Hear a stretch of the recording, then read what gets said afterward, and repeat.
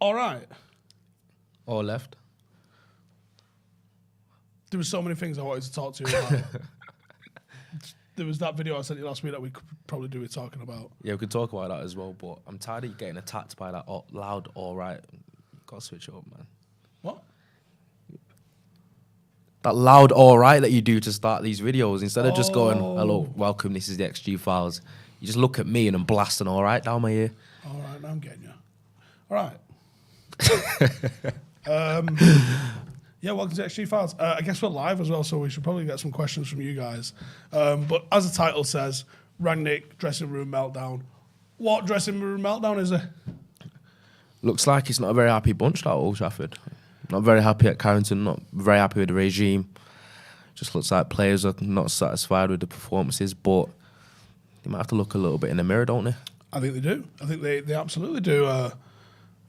That famous Roy Keane quote of, these players will let you down. And how many times they let people down. I think he was astute. Roy Keane looks pretty correct on what he said about these players. He did basically say that these players would throw any manager under the bus. Managing is important. It's a really, really huge factor. But you've read quite a lot of books on stuff and talk. I think you told me a percentage once. I've actually forgot when it comes to the amount that managers actually factor in terms of the impact on a team. A lot of people will just disagree with this without doing any of the research. Yeah, I haven't done the research. You haven't done the research. You read the book though, wasn't it? But Harvard did a 10,000 match study or something like that in terms of what managers do. Now people use that. We'll use this line. Most managers do nothing. Right? Yeah. People use that and try and extrapolate that as that's the entire concept. You might as well just put your daughter in charge because managers don't do anything. No. The actual meaning of what that says is most managers don't do anything, but most managers are considered competent managers. They're hired for a job because someone at least thinks you're the right person for this job. So even though some managers are terrible, the worst 10% are, they're people that have been managing that are genuinely having adverse effects on their football teams. And that probably isn't many people in the Premier League, that, by the way. Most managers in the Premier League, and this is what I mean by most managers, it's not a 100% one or the other thing, but most managers have very, very little impact on a team, and it's the 11 on the field. I liken it to, it's your 12th player. Yeah. So like you can have, if everyone's kind of above average, you'll get a bit of a tune out of this team. If you've got a couple of superstars in your team, it's about as effective as having, like, let's say you've got the best player in the world and he plays number 9 for you. Oh. The impact of him on the overall team is equal to what the impact of a world-class manager would do, in my opinion. Now, on what you said when you're saying that there's probably quite a few managers in football, especially Premier League, that have little impact on a team. They're generally just there. It's almost like game managers when it comes to how they describe quarterbacks in the NFL. Just basically most players know how to play the game. Yeah, basically sometimes some managers are just there to keep things in place, not interfere too much and not mess shit up, basically. Yeah, they have a generic game plan, which they might not even implement. A lot of people, I think people would be shocked. Anyone who's played Footy Manager has got a desire to be a bit tactically minded on some level, I would say, right? So anyone who's geared towards playing Footy Manager would gravitate to doing that. But there's a lot of managers, and people have got the England job, Kevin Keegan I'm talking about, who didn't have tactics. And people will go, no, he didn't have tactics. Someone would say, you need to be a bit more defensively minded in midfield. He'd buy a defensive midfielder. He bought Batty for Newcastle because they wanted more tackles in midfield.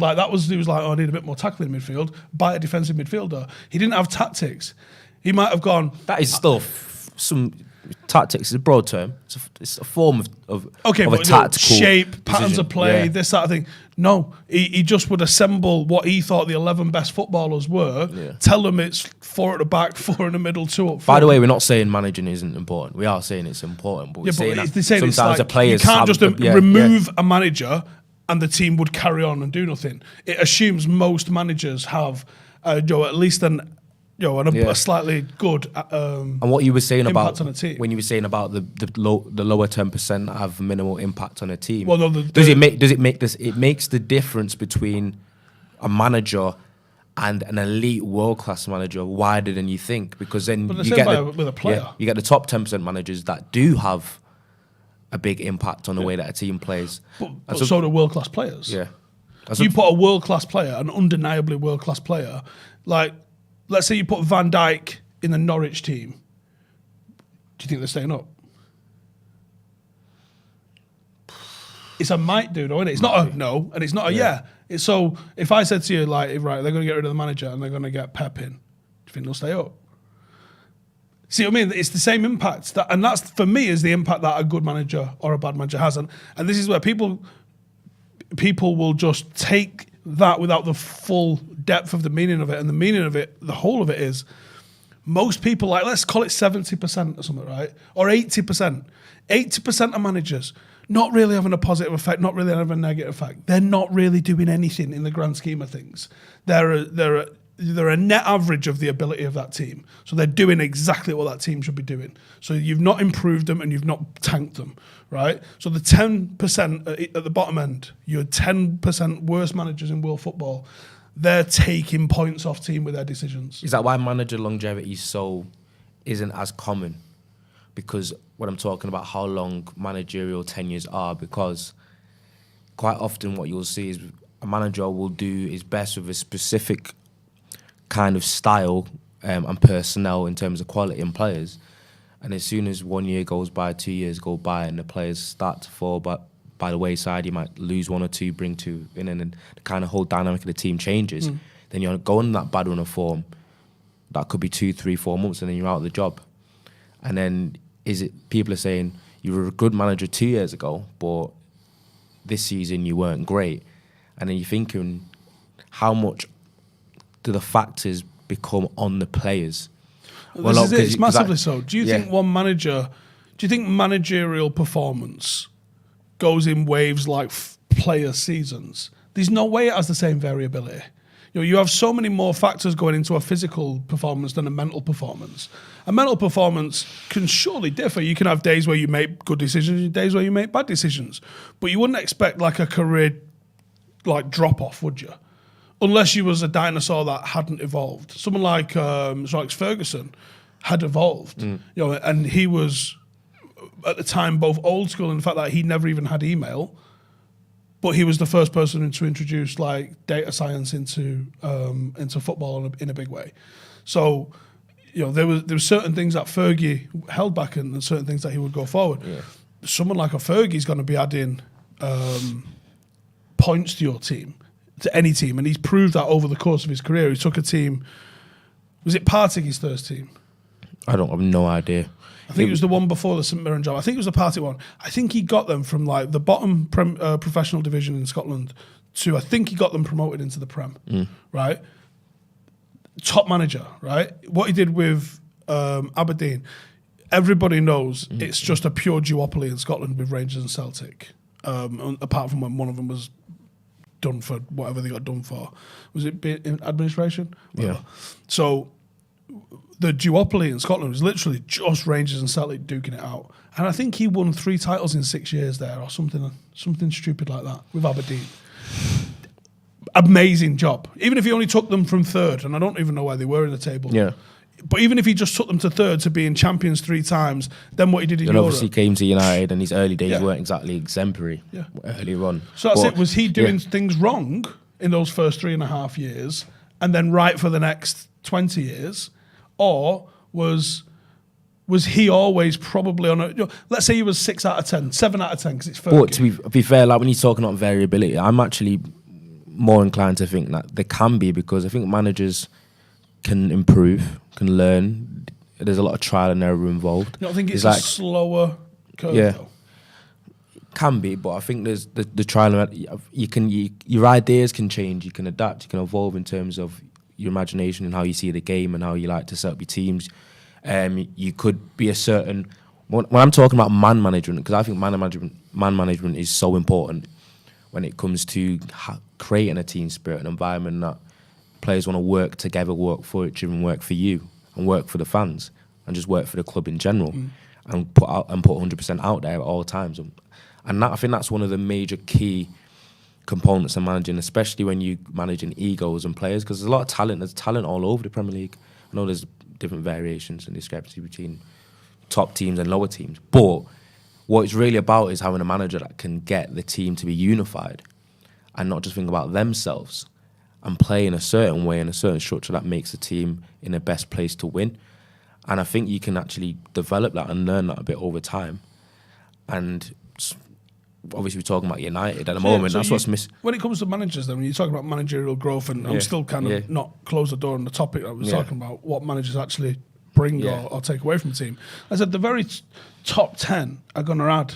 They're going to put more points on teams than your average manager, and that's why they're the elite managers. And then again, the bottom 10%, they'll be putting teams out that should be getting wins, but they're getting draws because they're making mad decisions or they're telling players the wrong things. Because I was saying, because it's mad how we're saying the positive impact managers can have. Managers can have a negative impact though. But do you know what I mean? Those two extremes, I think, are a lot smaller than people think. I think people think it's almost like 50% massively improved teams and 50% absolutely tank teams. When no, it's probably only 10% of each. Because if we're looking at examples, we saw what Tuchel did with the exact same team Lampard had. The team was obviously underachieving massively in terms of personnel under Lampard, but under Tuchel they achieved probably what they should have in terms of they should quality they had. Things. So there's an immediate variation now. Some people might call it the phenomenon. They call it the new manager bounce. But have you seen that the record Tuchel's had recently has slipped back to the average that they were doing, points per game, that they were doing under Lampard? He's having the same record.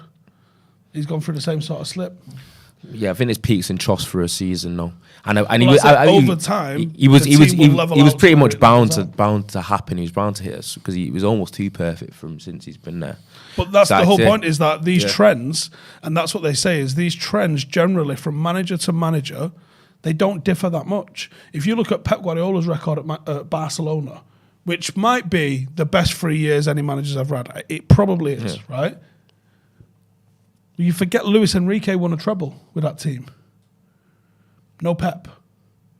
And you forget, at the time, bracketing that brilliant Barcelona team, Spain were world and European champions with 70% of that Barcelona team playing that Barcelona team style of play.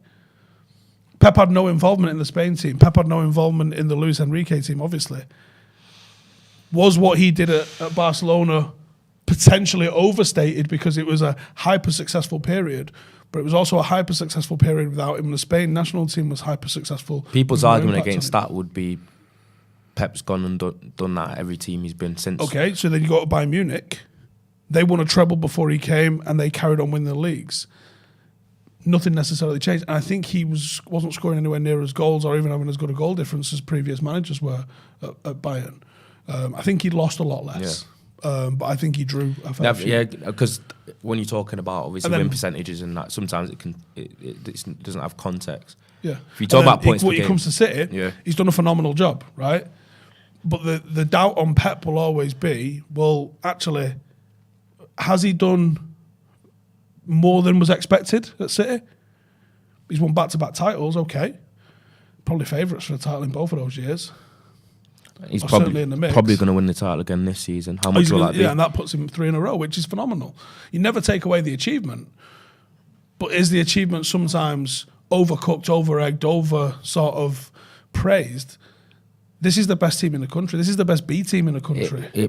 This is a team that but you know what people will argue though. And under Pellegrini. When people in the future, people look back and said he's done that in a 5-year period where Liverpool have probably had one of their fair play best ever teams that they've ever had. They'd say. But no, I'm not talking about the competition the league is in.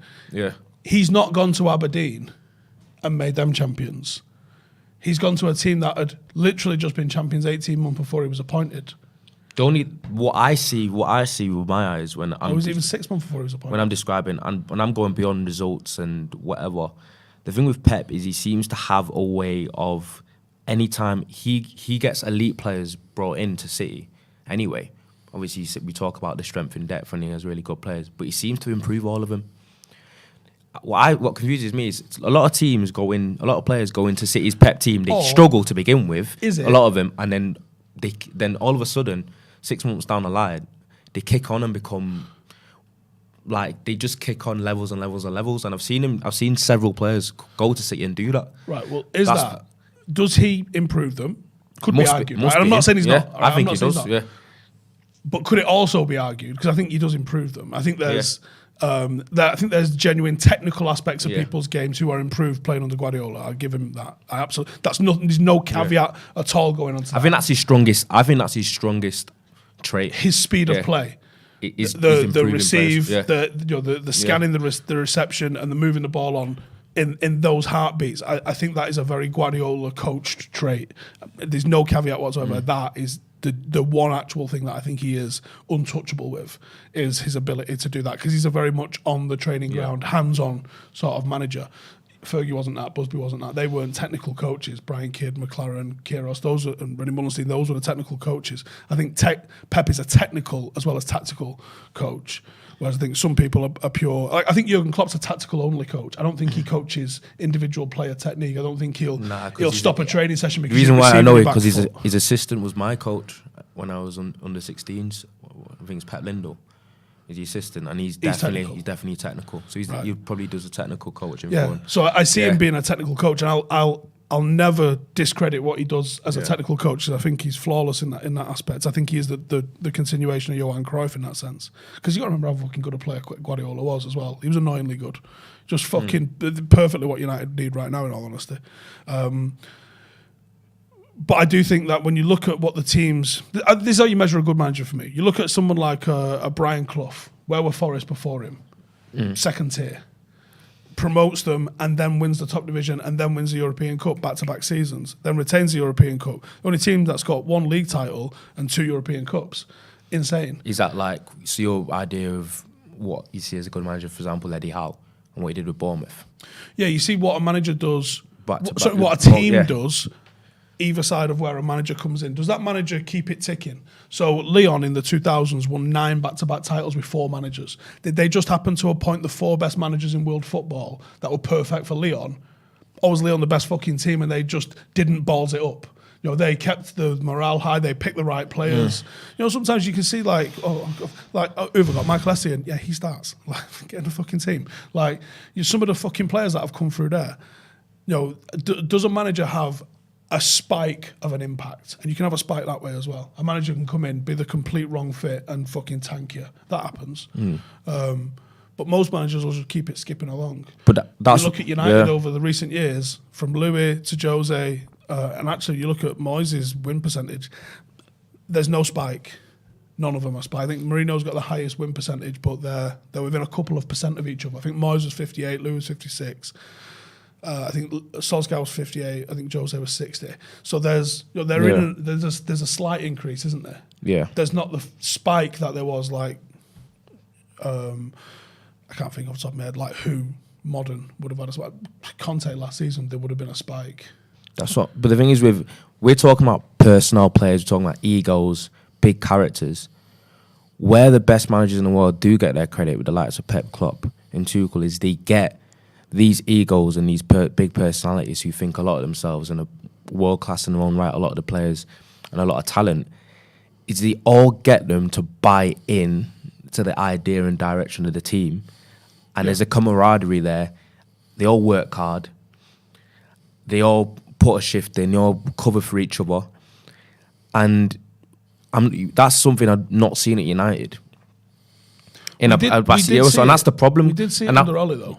And the thing is, I will agree. There was periods where we did see that under Ollie, because a lot of people would criticise Ollie for all his tactical issues and that, but they said that his man management and probably was best in terms of creating a bit of a team spirit. But the team spirits just seemed to depleted during the end of his tenure anyway. So it seemed to go backwards. That can go both. So it's one of those, isn't it? What came first, chicken or the egg scenario? Yeah. Did the team morale come first, or did the wins come first? Did the morale improve because the wins were there? And did morale and team spirit disappear when we weren't winning games? I think those things are hand in glove. There's a lot with this team though. There's a lot of being upset and team morale being low when we're not winning games, but not actually when they're actually out there to win the games. They're not trying to win. Or you see, don't know if that come out correct, but I'm saying it's like you can't getting a strop and then start pointing fingers at all your teammates and getting into all this kind of huff and puff that we've been seeing from the players in the squad when you aren't winning games. When you're actually out there, you're not performing. So who's there to blame? I think a lot of the players in the team have got to look in the mirror a little bit. And if you're seeing the same kind of issues under Rangnick now that you saw under Ole, you've seen that the players definitely are a lot more to blame. Obviously, there was issues tactically and there was all that, but the players that are going out on the pitch are just not doing it. And I saw that anyway. I did tweet out because I watched that game and I was quite worried with what I saw against Newcastle. Not more so with how we were playing and how we were moving the ball and how bad we looked going forward. It was just the body language of all the players. That did not look like a team. It was flat, wasn't it? Did not look like a team at all. It looked like a bunch of players that don't like each other. It's all right to have this kind of healthy competition, but it almost looks like players that are rivaling for who can be the biggest star. So and it's like, let's take it back to the thumbnail here on this. So you're talking about the egos and that there. That's one of the things that's come out is that people there's cliques formed in the dressing room and there's people not happy with their role in the team. Now, of course there is. We know Lingard wants to move on. We know Marshall wants to move on. We know Henderson wants to move on. You know, Pogba wants to move on. Donny van de Beek probably wants to move on. So there's five. And these are all bona fide internationals. Yeah, and that's why they want to move on. You know, because it's not going to do their career any good. Not playing at a team, not performing. You can kind of get away with it sometimes, can't you? If you can ride on the coattails of a team that's flying. Yeah, I'm only getting 20 minutes, but we're fucking unbeaten, aren't we? Versus, yeah, I can't even get on a pitch, we're getting smashed. Like, your career going forward in that is just, it's a different vibe about it, innit? But anyway, the leak that's come out, supposedly from the dressing room, look at the possible sources of the leak. Let's be honest, Lingard gets stuff out in the press like that. Donny van de Beek seems like his agent can get things out in the press. Dean Henderson's probably got contacts here. And look who the journalist was that popped up with it. He's from around here, I think. You know what I mean? He's a correspondent, isn't it? Yeah. So there's things that you can get leaked out. I don't know who the player is that's leaked it, but when you look at the names of the players that want to get off, you can figure it out. It's not hard, is it? So I'm always sceptical of Ronaldo's seen his ass. Oh, has he? You don't need to be a changing room inside. He's seen his ass on the pitch. He basically said it to him on the pitch. So, you know, you don't have to say, oh, Ronaldo's not happy. Or it's come out that he's not convinced by Ralph. Well, yeah, at the moment, who is? You can't say we are because the evidence isn't there. Our best performance was the first 30 minutes where he'd only had one training session with him. Yeah. It seems like the more training sessions he's had, the worse we look. Now, I'm sure that's not the case.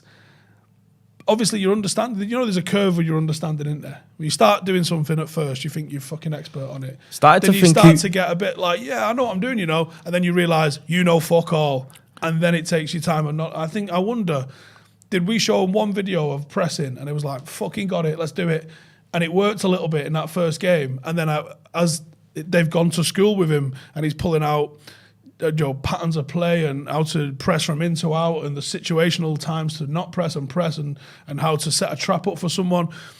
As it just cooked their heads and they're sitting there in the fucking lecture theatre going, what the fuck is he on? But look, but the thing is, the understanding's done that.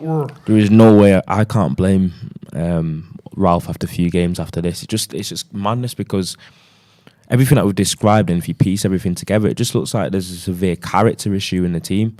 So that's been the case. There's literally, where are the characters in this team? All I see is Gary Neville described them as windbags, but I just see him. He's not wrong. It's divas, man. There's just a bunch of divas in the squad. It looks like that are only able to perform and to do well when things are all rosy, and the fact that when things aren't going well, that you can't grab things by the scruff of your neck and improve. The only player and that is putting in a shift at the moment where you go, I don't doubt his commitment. I know he wants to leave. Cavani. He seems to be the only one that. Cavani's the only one that looks like he gives a fuck. But he's the and one. He clearly doesn't give a fuck because he's trying to get off. Exactly. Everyone sees it. He's the only guy that admits that kind of what you have always thought of as a United player. Yeah. Bingo. That's perfect Ronaldo. That's it. He's got that attitude. Paddy ever had it. Yeah, you kind of give It's off not about being fucking Mancunian and born and bred for the academy. Cavani would have fit perfect. Like Cavani at 26. Cavani's a United player. How old's Cavani now? 33? 33, 32. Do you know what I mean? Like, you can have people who are United players, like Phil Neville wasn't a United player, but he was a United player. Yeah, exactly. Alan Smith was a United player, but he wasn't a United player. That's why I'm with you, you know. I'm actually kind of upset we didn't get a young Cavani in. Yeah, 26-year-old Cavani. And you know what's annoying though, because Cavani wasn't. It's not like he's been around for 3 years. He was doing bits in the front three with for Uruguay at the 2010 World Cup. Yeah. And he was making noise there for, in his Napoli days. Yeah. And I thought he should have gone to the Premier League. The Napoli days, yeah. Yeah, I thought. Yeah. What you saw at Napoli, I was like, well, you know, Italy's hard. He played on right a little bit sometimes. Italy's hard to look mega as a striker. And then when he went to France, you kind of go, I don't know how much them goals are worth over here. But he always performed in teams that had other fucking mega players in them as well. And then it comes down to it in the past decade, only Lewandowski, Messi, and Ronaldo have scored more goals. Some players, them. Yeah. Some players, Do you them. know what I mean? So. You're talking about some of the greatest of all time there. Yeah. And even Ibra's got to go down as an absolute legend of the game. And Cavani shits goals all over him. And in terms of movement, he's a throwback. He's a throwback number 9. But that's the issue, though. We can't have a 33-year-old past his peak being the only guy that seems to give a shit about about what's going on. It's like, all right, we harp on about Maguire all the time, but I don't think I've ever been more annoyed watching a United player than Harry Maguire. His body language is... I hate everything about him, and it goes beyond the way he plays. He just seems to be the biggest blame deflector. Like, I think he's so delusional. I think he's one of those players that he'll come out in the press and say, I need to be better, it's my fault, but you can tell that he doesn't believe that. Do you know what I mean? He's a player that's gone to United for 80 mil, and I feel like since then he's felt himself. All the accolades, playing for England, captain England, he thinks, I'm untouchable, I'm that guy. And then you look at centre-halves that we've had in the team before him in years gone by. He's not good enough to not even good enough to lick some of their boots, never mind clean them. We were talking before in the front, upstairs. John Terry's just got a job at Chelsea. That was the reason that sort of come up. And we were talking about... You said something about Maguire, didn't you? Yeah. And I was like, he's fucking shit in it. And I can't remember... We ended up having a rank of centre-halves. And you ended up going, yeah, of course, when you look at what he's just followed, Rio and Vidic and Stam, just 3 flawless defenders. At their job, Stam was a bit of a blend of both. He could play and he could do the on-the-feet stuff, but if he needed to kill you, you were dead. Whereas Vidic was very much the stopper, wanted your all action. There's even more centre-halves than them. It's like, he just goes beyond that, because the reason why you mentioned John Terry is because I mentioned Steve Bruce as well. When I'm talking about these, I'm not even talking about these qualities and being better than Maguire. It's just it's the leadership and the character that these give off. There's nothing leadership wise in Maguire, and that kind of was shown by the time when away at Palace last season. Was it when he shouted something at Rashford and Rashford basically told him to F himself? And he doesn't command any respect. Picture the scene. 21-year-old Cristiano Ronaldo does something up front. Roy Keane chews him out. Does Ronaldo tell him fuck off? That's exactly that should have been the worry from then. Or is Roy Keane wearing Ronaldo like a dressing gown afterwards? Probably is, but that could show a bad sign both ways. Maguire not being a leader could also be in Rashford thinking he doesn't have to listen. Because Rashford is a poster boy for United, so he's the star boy. So it's not good from him. Yeah. But you're right in terms of when you're looking at it from a club perspective and from a captain perspective. Yeah. Is anyone telling Steve Bruce to fuck off like that in training? I don't think so. Is anyone telling Rio that? I don't think so. And it was crazy because that was the one time Maguire was telling him something. It wasn't something wrong. Maguire was telling, I think it was like, Rashford has had, the past 18 months, he's had a serious offside issue. Sometimes he's too quick to mistime his runs so often. He goes offside. A lot of it's the mistime of the ball coming. Sometimes the ball should come when he runs and it doesn't, and then he resets and he's offside. Yeah, exactly. And I think he was just offside for like the 3rd times or something in the game. And then Maguire was like Rashi, watch your runs, da-da-da. So it weren't like something like he was digging them out proper. And Rashford just told him, F yourself. But And I it's can. like, yeah. I'll never defend anyone doing that. Yeah. I'm not defending Marcus doing that. But you can sometimes see where poor leadership ends up with that kind of thing, and then what's the comeback on that? Don't know. Like, I think Maguire just probably shuts up, which I don't know, because that performance that he put on, he's told the low.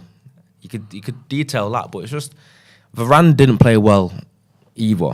So it was two really bad centre-back performances from the both of them. But Varane's, when he has played this season, has been pretty good. Probably been easily our best centre-half alongside Lindelof. I think Newcastle.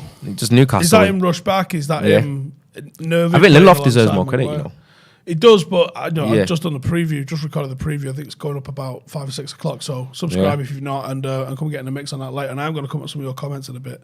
What the fuck was I saying?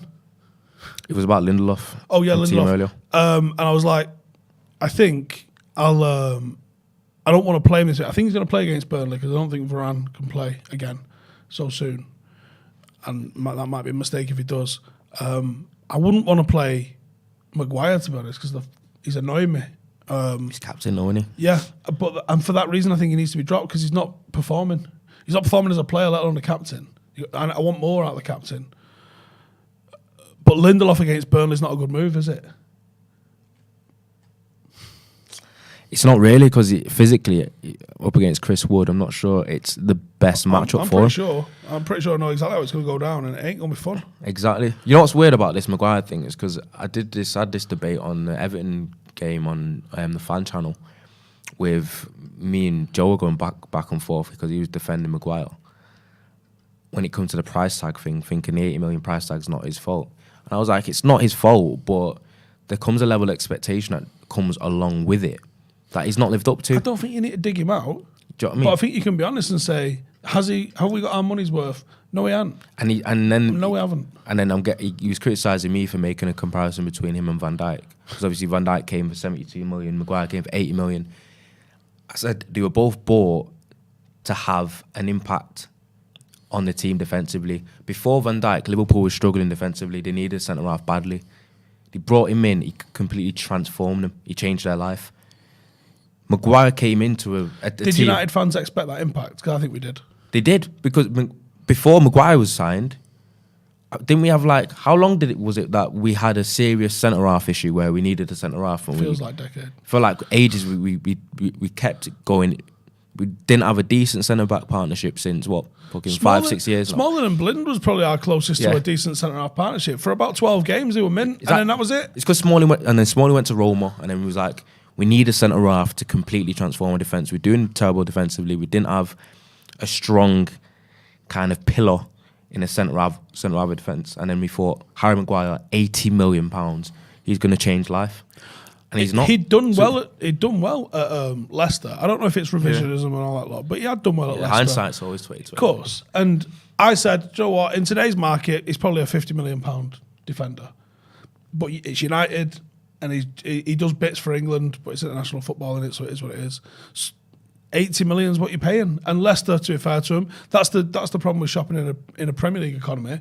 Everyone's wedged. So you can't really take advantage. There's no bargain to be had because they go, no, we have to pay as much for a player. Piss off. Well, Liverpool had to buy Van Dijk from Southampton, innit? Still, that's it. So yeah, I mean, but Liverpool aren't known, or certainly at that time weren't known for flexing any sort of financial muscle. This is coming straight on the back of Klopp saying he'll never sign a big money signing, and then obviously he went bananas with Van Dijk and Alisson, didn't he? But no, I think we probably did expect that, and I don't think he's been the worst signing ever, as some are suggesting.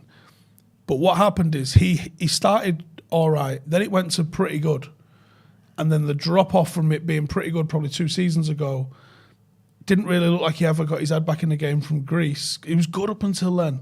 Let's have it right. He was good up until the Greece incident. Following the Greece incident, never really got going last season. That could be down to COVID or a million other reasons, but he didn't ever get going, so leave it at that. I'm not going to speculate why, but he didn't. And then this season, it almost feels like the respect level within the team was disintegrated from him. doesn't look like anyone gives a fuck about him. Like, I don't think any of the young players give a fuck about him. Or who was it? Who was it in training? It's 3 lads that have all left United now at the minute. We're doing a rondo with someone. I don't know. I think it was Lukaku, you know. I think it was Lukaku. What, and he's had a go at? They were doing a rondo and he couldn't fucking get it off 3 academy players. 3 academy players? Yeah, and they were kind of taking the piss out of him and he snapped with them. Get it back. This is what I'm saying. And then you even throw that in the next mix, into the mix. We've signed Maguire around the same time that we linked to Ruben Diaz. He's turned out well for City, hasn't he? Saw Tyler Blackett in town overnight. Pardon? Saw Tyler Blackett in town. So shout out Tyler. Yeah, I see him about. So was walking from here. I remember thinking when he played cup games that he was going to be. I thought he was going to be a staple. I thought. He was I was hearing a lot of really good stuff from behind the scenes about him as well. Like he does extras and he's on it with it. Yeah. So I think he had a good time. He struggled at first. No, is it? I'll tell you actually. I'll give you the full story. So. He went Reading, didn't he? And I think he struggled a little bit there. I think he went somewhere before Reading too. I think he got back on his feet a little bit at Reading. He went to Forest, and I think he did really well in Forest. And I thought, oh, he's got a chance here because you end up playing in the Premier League. Then you made it. Like, well done. Like, I don't think you can be okay. You didn't come through and establish yourself at United. Started off quite bright, and then whatever. But I think you might just make yourself a Premier League player, and I think you've done it. Haven't you? You don't necessarily have to play for England to have a career. If that's your mate that's had that career, you're buzzing for him, aren't you? Yeah. So I'll just find out where it is that he is now. So he's playing in the MLS, and I saw it the other day that they'd. How did you get on someone? Yeah. That they played Cincinnati. He slid in the DMs there. Yeah, so He slid in there. So I walked past. So this is how it went down. Yeah, literally. Like, so I walked past them the other day, and I was with Dave Pritt, and me and Dave used to watch all the youth games together. So I was like, "Was that Tyler Blackett?" Yeah. And then yesterday, I just get a text saying, "How are you doing?"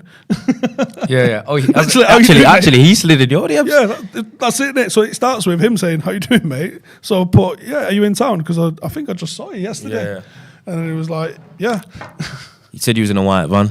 So saw us. You were looking spooky. I am. It's a silver van, but I guess at night it could look white, couldn't it? Well, maybe he's colourblind. Yeah, that doesn't bode well for him, does it? So he's playing the MLS at the minute, which, fair play. It takes a bit of balls to go and do that. He's probably, he's got all the physical attributes that you would want. I think he was just a little bit on the slow side, wasn't he? For Premier League, at least. He was left-footed, wasn't he? Yeah. Left-footed centre-half, usually a premium as well. Yeah. So, good luck to Tyler anyway. Safe lad. And, it did bits for, first few games that he had. And, I'm sure he's a United fan. He's from around here, isn't he? Yeah, he is. I think he's a Fletcher Moss boy, isn't he? No, he is a Fletcher Moss boy. Another one of the 20,000. Yeah. What are you pointing at? I thought you had something up on your phone that wasn't quite really important. No. In regard to the actual pod. No, but I'm going to go on the questions in a second. Oh, actually, there's something else I've got to do beforehand. Yeah, I think that's what I was kind of referring to. Oh, right, yeah, I get you. We've got to talk about balls. You're not going at the new Haven't we year. spoke about balls for the whole time? Don't worry about it. Technically. We've been talking about balls. So this is brought to you by the good folks at Manscaped. If you didn't get it someone in your life for Christmas, well, you ballsed up, didn't you? But it's not over. You can still get them. Guess what? The shops are still open. So if you want to go, do you know what? Or maybe I got some money for Christmas. Or maybe you forgot Christmas and you're like, shit, I need to get someone a gift. Get on Manscaped. 20% off and free shipping if you use the code XG20. That's XG20. It's manscaped.com. The link is in the description. As it says on the telly behind me, your balls will thank you. You get 20% off XG20. That's it, XG20. Or just check in the description below if you want to go check it out. But yeah, look, you know how good it is. You know how it works. It's the best one out there. You've got to keep your shit tidy for New Year's Eve. You going out New Year's Eve? Me? I'm actually staying, But if I do go out, I'm definitely going to need Manscaped. Because I'm not planning on going home. Check it out. Manscaped.com in the description, or go check it out. So just see Tyler kicking around in town. He was a good player, him. He was a good player. He wasn't one that was he'd gone by then. This was I'm not going to say who it is. Getting quite emotional there. But what I did want to ask you though, when it comes to this, obviously you need to get into the comments. Yeah, I'm just trying to read some, so you keep talking. And see what they're saying. Yeah. Ask if you've got any direct questions, because we've got a question here for Ronaldo. What was it like to be coached by Pep Linders? Do you know what? He was fucking intense. Put it that way. He was intense. He was demanding. Definitely was a technical coach because he weren't a big fan of technical mistakes. And the reason why I'm not a big fan of him is because he tried to move me to right back. Did you nearly get Wan-Bissaka? He tried. He almost Wan-Bissaka'd me. What if you could go back in time, and if you accept that, you're gonna get signed by United for 50? You're gonna do Wan-Bissaka's career, right? So that means you get the same contract he's just had, but you're a right back and you're shit on the ball now. So what are you gonna do? Are you saying yes or no? I'm saying yeah. Yeah, I thought so. I'm glad you said yes. Of course I'm saying yeah. Nah, he's a good coach though. I think he was definitely only in the 16s temper. It doesn't surprise me that he's now assistant coach or he's that first team coach at Liverpool. He's definitely that caliber. He just come across with that very, do you know that foreign kind of swagger to you? Because obviously, I used to think he was somewhere like Hungarian or something, but I'm not sure. Don't quote me on it, but he's not English. But obviously, growing up, majority of the coaches that you get at academy level are local, either English. We had some that come from down south, but he came with that kind of foreign energy and swagger, and he was quite vibrant. He must have been well sought to end up as, because like you said, a lot of academy coaches, it's just local coaches. Like you'd be amazed how many times, like, because I said it now, I don't spoke about it. A lot of them step up. I interviewed for an analysis job with United Women about 3 years ago. I didn't get it, obviously, because they wouldn't have allowed me to do YouTube, because that was one of the things that they said, would I stop? And I went, yeah, I would actually. Yeah. To work for United, I would have done, yeah. But I didn't get the job, so I didn't. So it's for the women. And we think that United Women should probably have looked further afield. They should have been looking at other things. But the way it works is it's tons of local people that end up doing that. So for someone to have managed to get himself an academy job as a foreign national, he's been well scouted or well recommended, or he's had to do above and beyond what the local lads would have had to do. You know what I mean? Yeah, exactly. Because who's going to move country for what, 14 grand a year to be the under 12s coach? You're not. No, he must have. I think he must have had a pathway if he was to come all the way in and be an under 16s coach. Cause remember, Red Lass says Linders is Dutch. I'm pretty sure. Yeah, something like that. Same difference.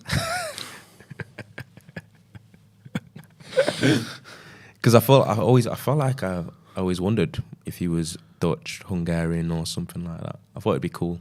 But what I will say is,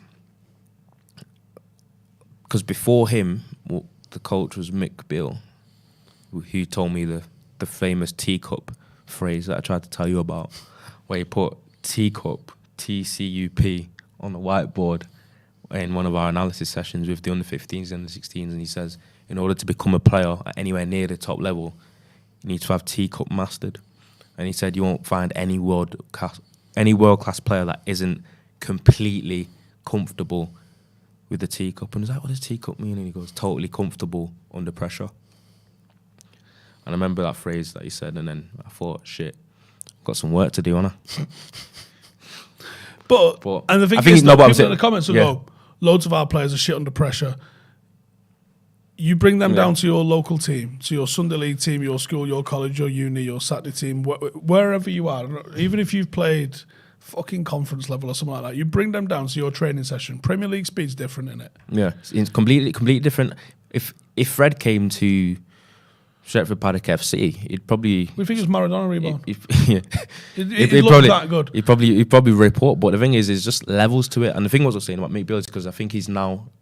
I think he was assistant at Rangers, I believe. So I'm just saying that they all make the step up. Because I remember who became the actual head of the academy when I was there was Alex Inglethorpe, and I think he was actually either this manager or the senior or the one below. What's his name? I can't remember now. The one that used to manage Tottenham, and he's been saying a lot of dirt on Rangnick recently. and he managed Tottenham for a little bit. I don't know, actually. Can someone tell me in the comments who this is? Who's he on about? He's been saying that he's not been convinced by Rangnick, not convinced by United. He said that a lot kind of on the media, and he managed Tottenham for a short while. Oh, the manager was only there for a little bit? Yeah. Oh, the player he used to play for him. I can't remember his fucking name. How can I remember his name? I'm going to kick myself on it. Tim Sherwood. Tim Sherwood, yeah, there we go. Yeah, it's in the comments. Yeah, Tim Sherwood's assistant, I think. Or Yeah, so go on. No, His assistant. I'm saying not. Alex Inglethorpe was like his basically his sideman, and he came around the same time as Pep Lindell and was basically trying to force through that Ronaldo to right back move. Basically said to me in a meeting, there's no pathway for you here as a winger, but as a right back, you might have a chance. Is that I was out the door. Yeah, is that the case when you know then? Did you know enough at the time to be like, okay, sound? Or do you go, no, I'll prove you wrong? Nah, playing for a Cat 1 Academy by the time you're under 16, you feel yourself, you're confident enough to think, nah, I can be a winger elsewhere. Do you know what I mean? So to go and then try and fast track your way to first team football. But, don't know, it just happens. But anyway, on point, because I don't know what a lot of them have asked. I wonder what they've actually said in regards to what we're actually meant to be talking about. Fuck knows. I'm going to try and get through some of these comments. It's Rangnick in the dressing room and United's players. A lot of people talking about Donny and Sancho as 10s. Bruno and Matic go a little bit further. Bruno looks like he's struggling to find his role in this Rangnick system. Like, I've had a couple of people. My dad said it, one of my mates. Paul said it to us. Ben actually said it to us as well, like, this formation's not having it, and I'm thinking it's a bit early doors to say. The players clearly aren't familiar with it yet. And I think, like, John was talking about the understanding. I think we showed him a quick video, and we're like, these are your positions, and he went, got it, and then you started to explain, and then these are your positions in these situations, and they've just gone, fucking hell, I don't know what's going on. I also heard they're training in bubbles of 6. So 6 are coming in at like 8, then 6 are coming in at 1, and then 6 are coming in at like 4. Is that COVID related? Yeah. So, like, you can't work on team. There's not a fucking single thing you can do in a bubble of 6 that's going to help you for shape on a match day. Yeah, and I've heard that they become sporadically. And you know, we were talking about Lindelof being reintroduced into the team because Maguire's been awful and Varane looks rusty. And we're talking about COVID and the effect that it's had on the fact we've had 16 days before. Has it been named? Who had it yet? Hasn't been named, but what we did see on live TV was Lindelof have breathing issues last time we saw him. So is he actually all right and fit to play right now? That's a good point. I don't know. Because I know of 2 players. Don't name them if you do. Got blamed as a rib injury.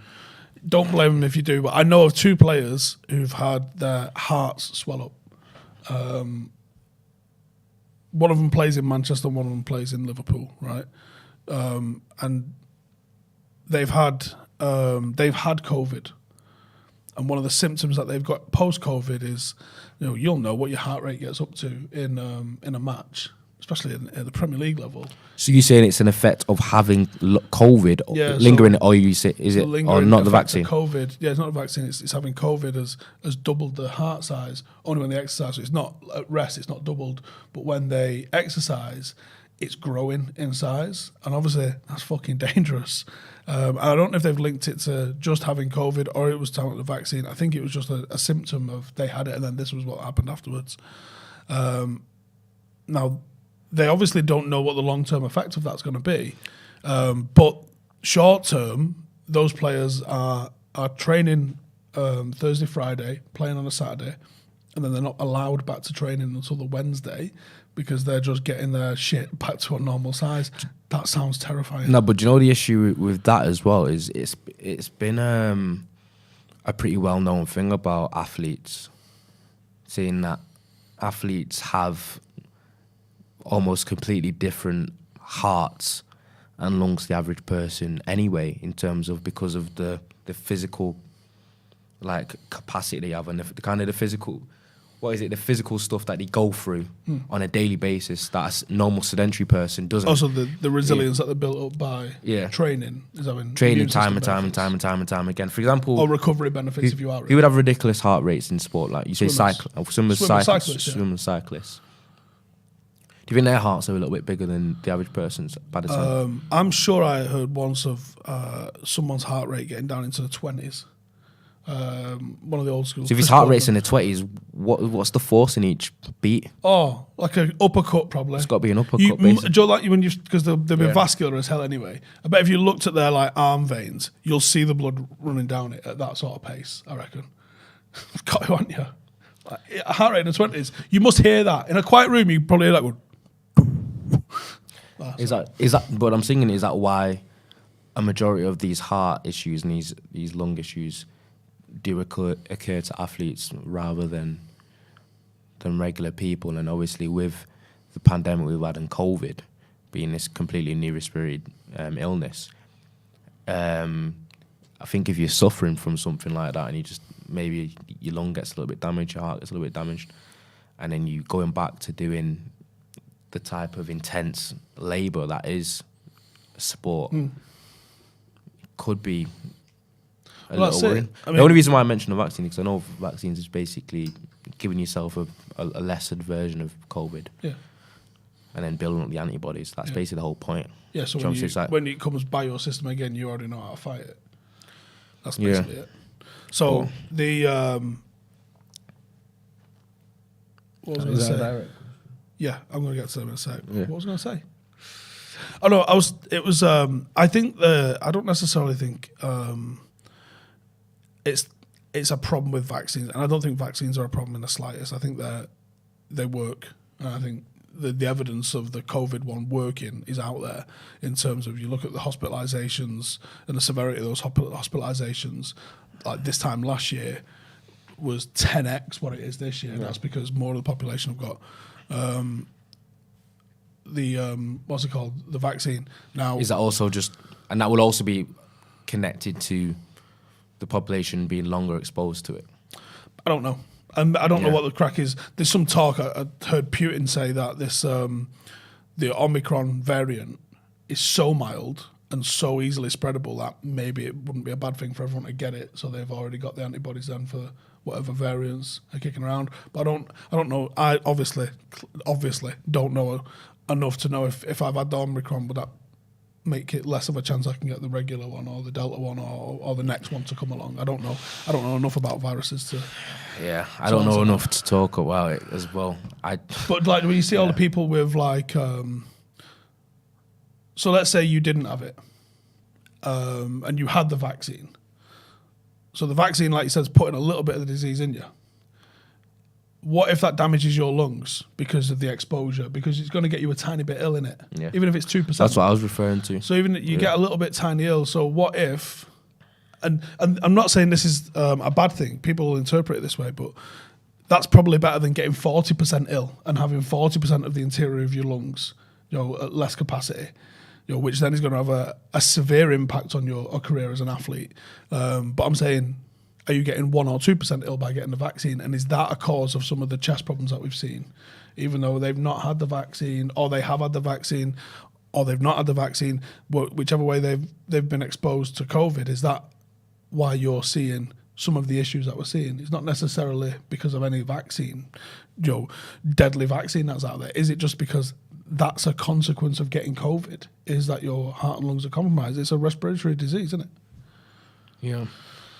Pretty much. Because everyone wants it to be somewhat sexy, don't they? Like, it's the vaccine's bad. What if it's just that we're dealing with a fucking global pandemic that's actually really bad for your fucking heart and lungs? So it shouldn't be a shock to us that people are getting heart and lung problems on the back of a fucking global pandemic. We don't know. Obviously, we don't know, but I think I'd rather viewing COVID as this kind of athlete career longevity killer, and it being. I think we've also got to look at just generally the kind of physical demands that elite athletes. Sorry, I need to read this out. This guy, all caps, so you know he's serious. Yeah. He says it's bollocks. It's the vaccine. Tell the truth. Right. We don't have the truth, mate. I'm sorry. I don't know if you thought it was me and Ronaldo keeping all the vaccine secrets from everyone, but fucking hell, I don't have the truth, mate. I don't have the truth. Personally, I'll put it out there. Personally, should I say? Like I just said, if I'm vaxxed or not. Here's what he says: 4 or 5 athletes a year, enlarged hearts, 200 this year. Come on, man.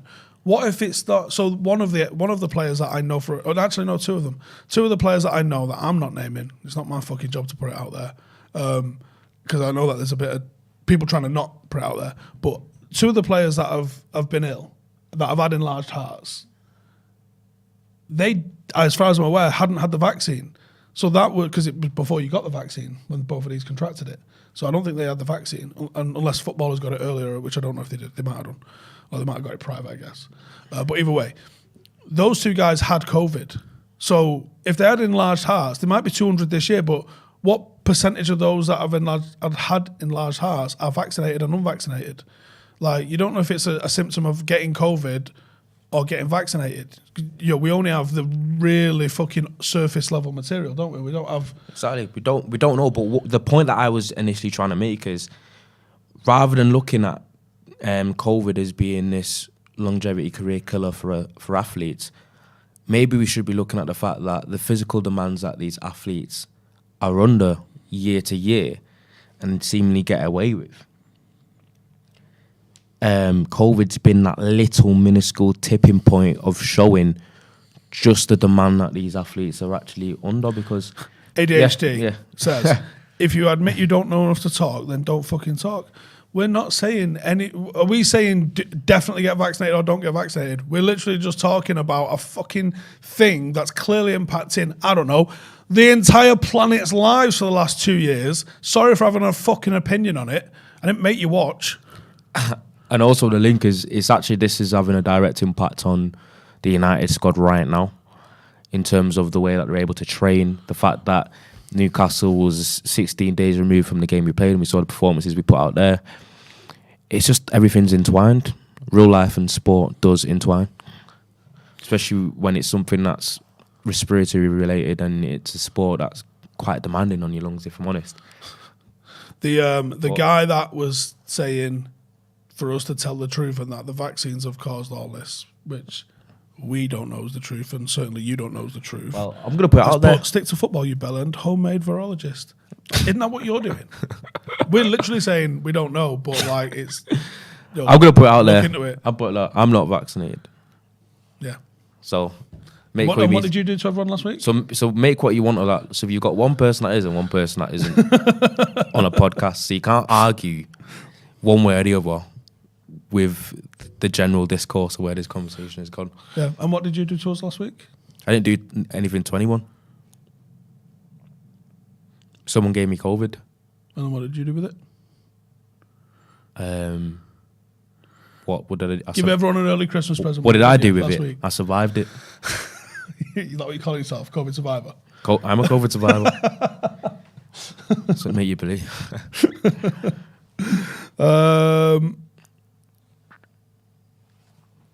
Trying to find some comments. Someone says, Christ, Howson talks some amount of waffle. Yeah. Why do you think I have a fucking YouTube channel? He does waffle, you know. Jesus. He does waffle. Max says it also happened to NFL and NBA players as well. Some had breathing problems for months after getting COVID when it first started, yeah. So I think it's kind of like melts the interior of your lungs or something, doesn't it? And makes them less effective. I'm not saying stuff like melts the interior lungs if I don't have a clue. Sorry. I'm sure that's what it says. Oh, no way. I said, I'm not homemade virologist, mate. If you get your fucking medical advice off me and him, you fucked up a long time ago. So let's just leave it at that, shall we?